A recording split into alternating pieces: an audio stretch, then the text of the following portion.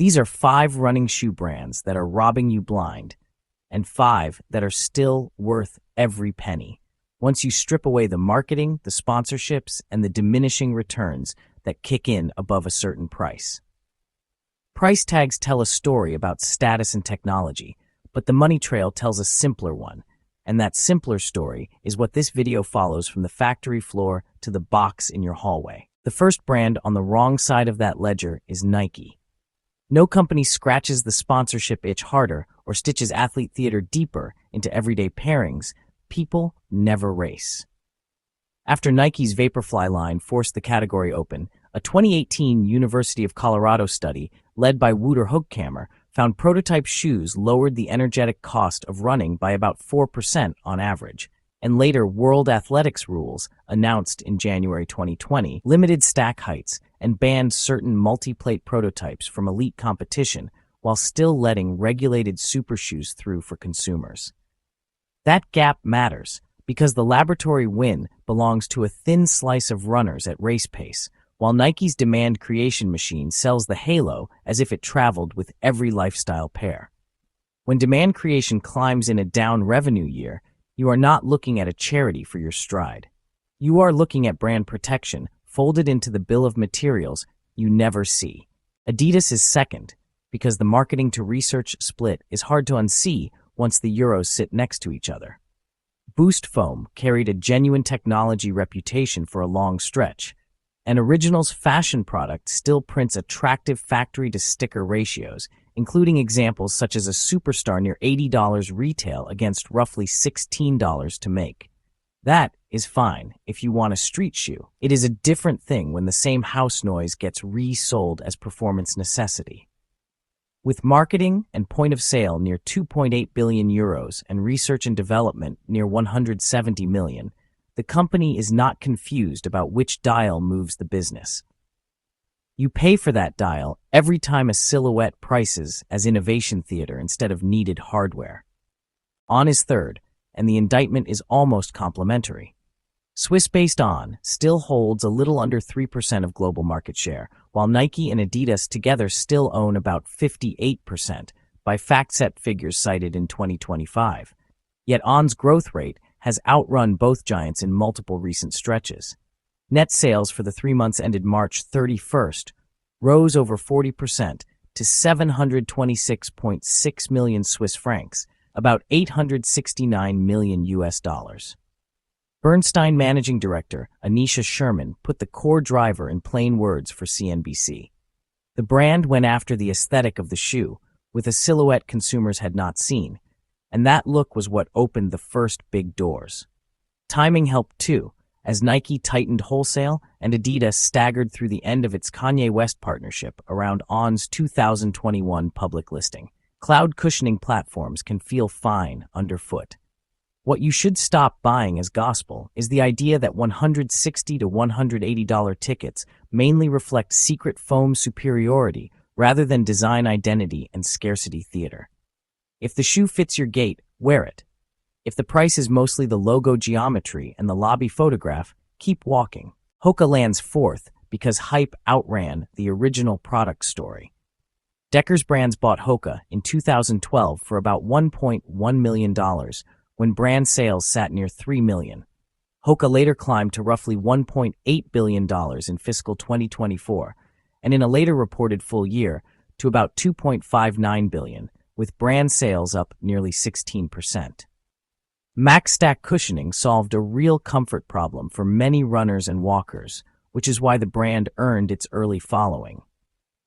The later problem is the full-price posture and lifestyle transfer that followed the boom. Once a shoe becomes a sidewalk status object, stack height starts functioning like jewelry gauge. Independent cost work on the category also notes that Hoka's Clifton 8 through 10 held 3 generations on identical CMEVA foam while version numbers kept marching. Durable comfort is worth money. Paying launch day money for a number stamped on a recycled platform is a different transaction.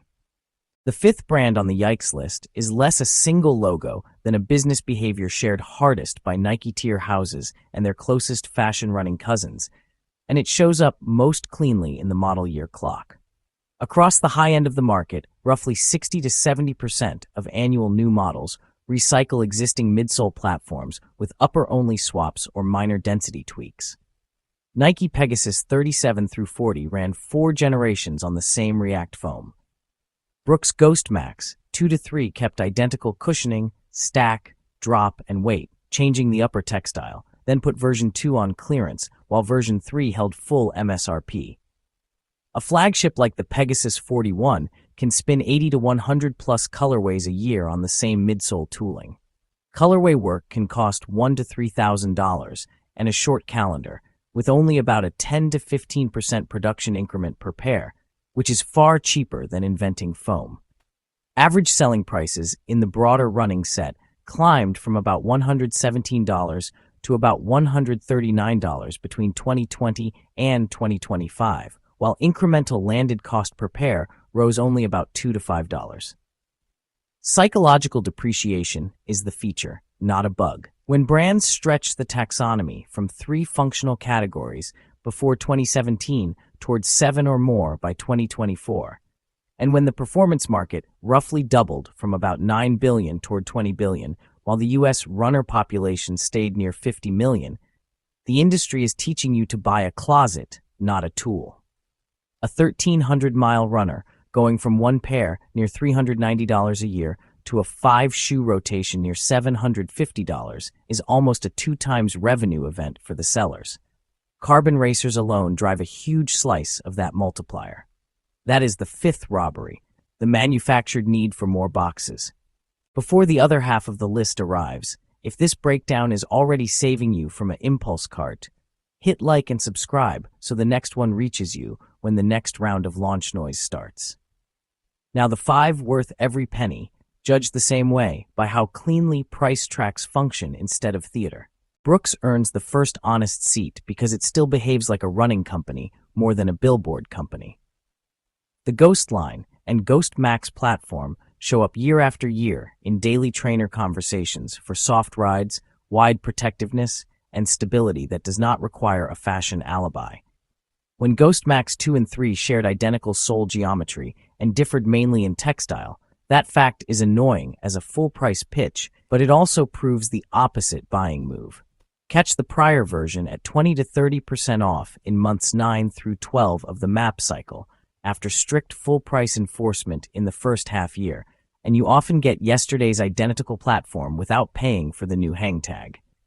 Specialty durability and known fit windows beat a celebrity commercial every time money is light. ASICS takes the second seat for long-running technical identity that never needed a clothing app lifestyle takeover to stay relevant. Gel Nimbus and related Max Cushion work sit in serious head-to-head tests against other soft daily trainers because the brand still sells cushioning systems and fit consistency as the product, not as merch for a campaign. In the older sole review sample set, ASICS booked a lower apparel share than the fashion-heavy houses and showed a footwear-weighted business, which lines up with how runners still talk about the company when they want a tool, not a fit check video. If lab foam names stay secondary to how the shoe holds shape past a few hundred miles, the ticket is doing honest work. New Balance is third, and the case is widths, fresh foam daily trainers like the 1080 line, and a reputation that survived without living entirely on Super Bowl slots. Outdoor Gear Lab and other long-form testers keep the 1080 family near the top for soft, reliable mileage across easy days and recovery work, which is the use case most people actually have. Wider last options matter too, because a correctly sized everyday trainer that does not blister you at mile 8 is worth more than a closed-toe fashion last that photographs better. When a brand's hit models keep earning places in rotation for comfort instead of scarcity drops, price has a clearer job. Saucony is fourth for the same reason runners keep quietly rebuying it. Guide Series stability shoes and lighter daily options show up in Wirecutter-style shortlists and shop guides without the same cultural tax layered on denser lifestyle brands. The company still sells to people who log Tuesday night 6-milers more than lobby carpet loops.